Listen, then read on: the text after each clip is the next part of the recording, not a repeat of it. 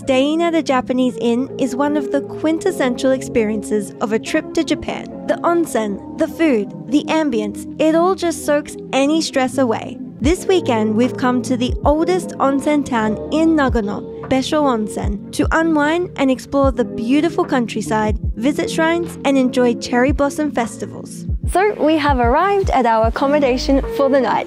If you are a regular viewer around here, you would know that we're soon moving to the countryside and we have signed a lease to a house. But we're not getting the keys until next week. In the meantime, we have been invited by Besho Onsen Midoriya, this Japanese inn behind me, to come and have a stay. And we really just want to say a big thank you to everyone who views and supports us, because this is our first time having this kind of business relationship and coming and staying and promoting countryside Japan. So thank you so much, and do leave a like and a comment so you can show some love to Besho Onsen Midoriya. So let's go inside and take a look.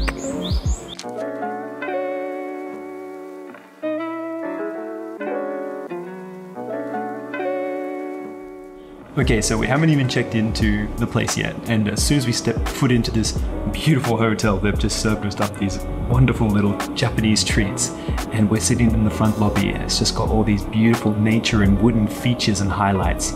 Such a beautiful place.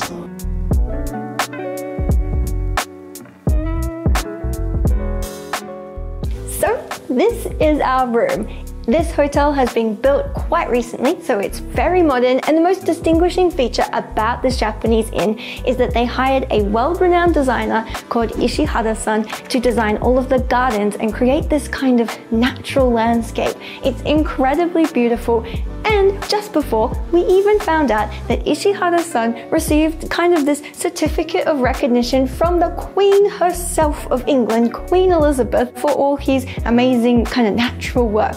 So that is very cool, but now we definitely need to go and try out the onsen. So that is next. Let's go!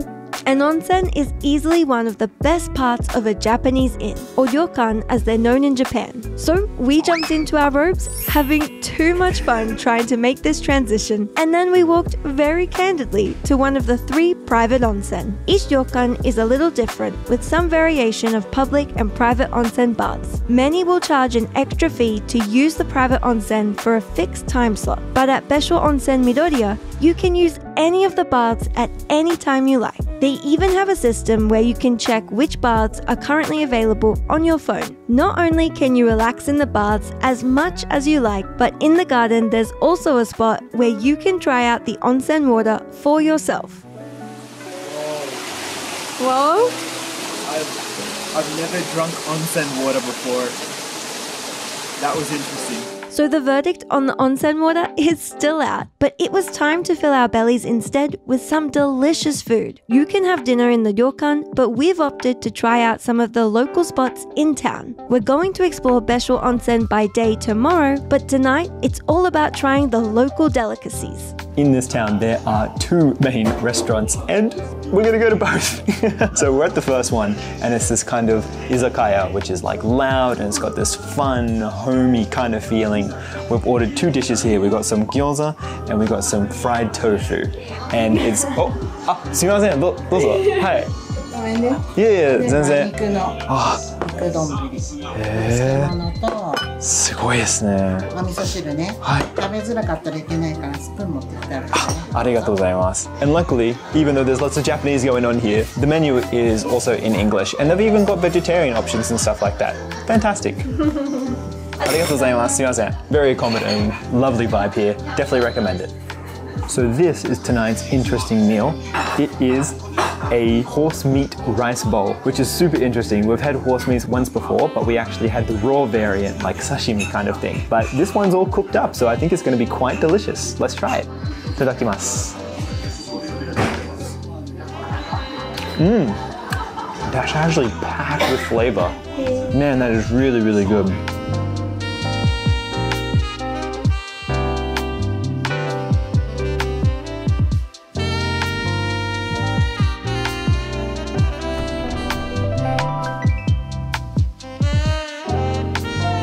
Alright, we've come for our second round to the second izakaya or Japanese pub in the area. Last time, as Ray showed you, we ate horse on rice, which we found out later was a local delicacy of this area, Ueda.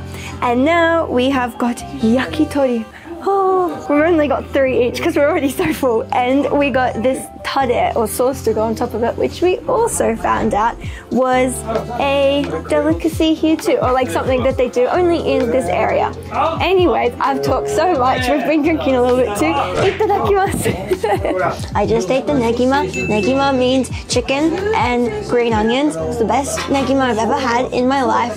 So soft. Now we have tsukune, which is ground chicken stuff all together in a bowl. That was the most unscientific explanation ever. Alright, let's eat it.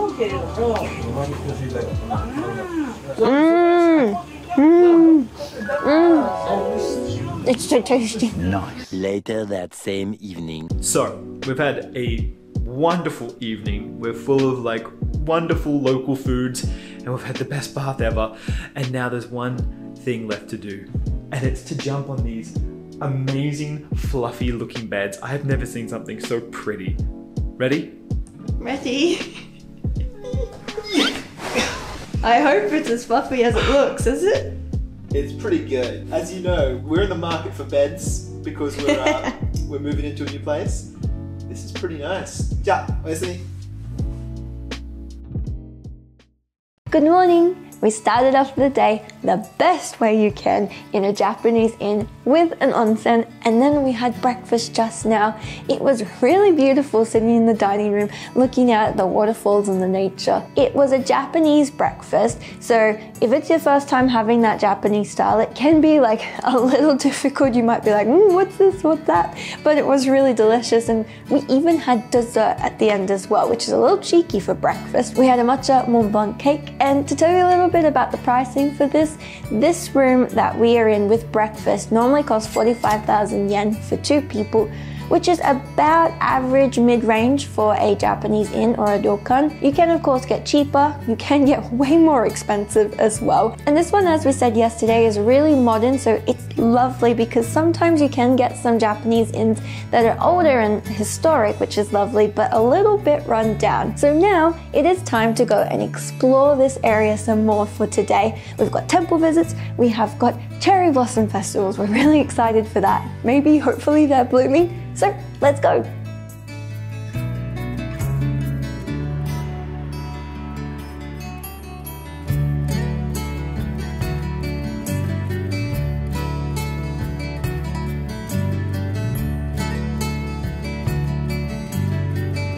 So Besho Onsen is the oldest onsen town in all of Nagano. And because of that, you can see so much kind of old school heritage and traditional buildings and stuff like that. Usually Japan likes to give these big grand titles to anything that they can. This one behind me is Japan's oldest wooden octagonal temple. A bit of a tourism catch title if you ask me, but it is impressive, don't you think?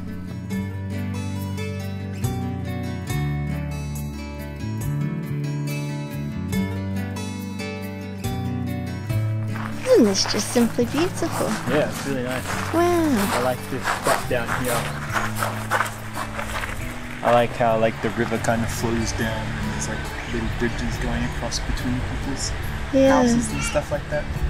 It's nice being a bit further up here in the mountains because look at the view you have.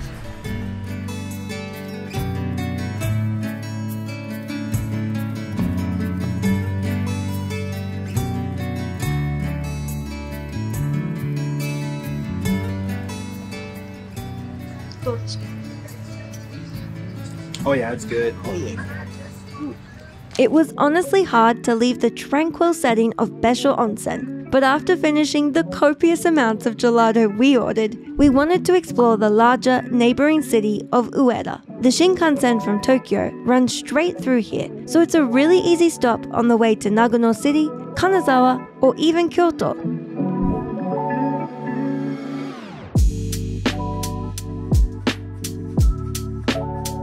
Ueda is a historic castle town, and as you can see behind me, it's incredibly beautiful. It's got these really lovely traditional streets with lots of cafes, it's got a castle, and surprisingly, when we were looking up what to do in the area, the town has a whole beautiful English website with lots of suggestions of what to do. So that was surprising and really nice. It's kind of like a small-scale Kanazawa or Kyoto, if you will.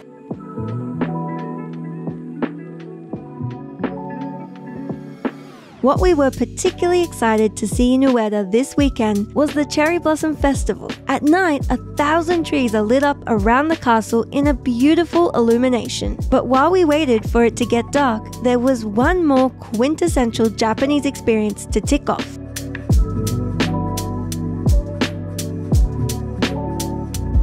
Drinking matcha with wagashi, a traditional Japanese sweet, is always a fun experience, especially if you have a nice view while doing it. This cafe is run by a very sweet older man who let us try both kinds of matcha the cafe makes, a thick, bitter variety and a lighter, thin kind. The most bitter one.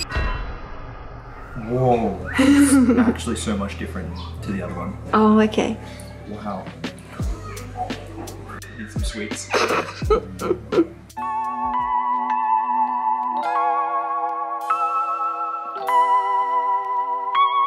Unfortunately, while a few trees around the castle were blooming, we were too early for the majority of the cherry blossoms. But we didn't mind too much. Instead, we just indulged in a whole lot of festival food and enjoyed the good vibes around us.